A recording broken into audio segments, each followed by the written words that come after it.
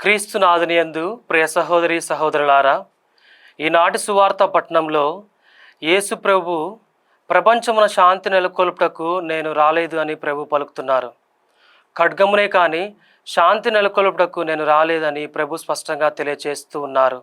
తన రాక తండ్రిని కుమారుడు, తల్లిని కుమార్తె, అత్తను కోడలు ప్రతిఘటించును అని ప్రభు తెలియజేస్తున్నారు.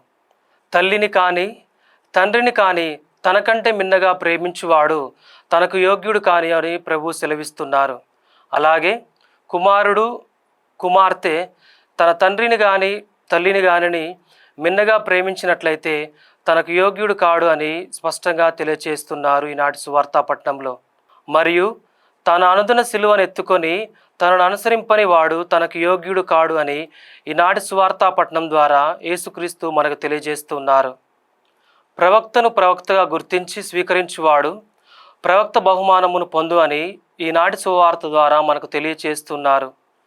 అలాగే నీతిమంతునిగా గుర్తించి వారిని స్వీకరించువాడు నీతిమంతుని బహుమానం పొందునని ప్రభు ఈనాటి సువార్త ద్వారా మనకు స్పష్టంగా తెలియచేస్తున్నారు.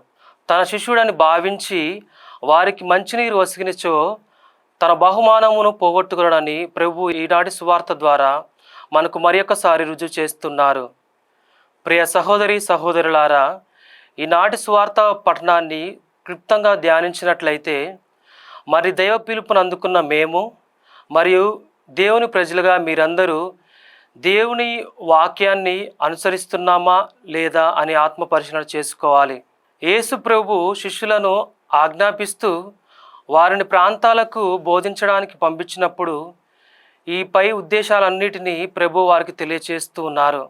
మరి దేవుని పిలుపును అందుకున్న మనమందరము కూడా దేవుని వాక్యానుసారంగా జీవిస్తూ ఆయన ఆజ్ఞలను పాటిస్తూ ఈ లోక ఆశలకు లోబడకుండా దేవుని ఆజ్ఞలను విస్మరింపకుండా ఆయన మార్గంలో నడవమని ఈనాటి సువార్త ద్వారా మనకు క్లుప్తంగా తెలియచేస్తున్నారు.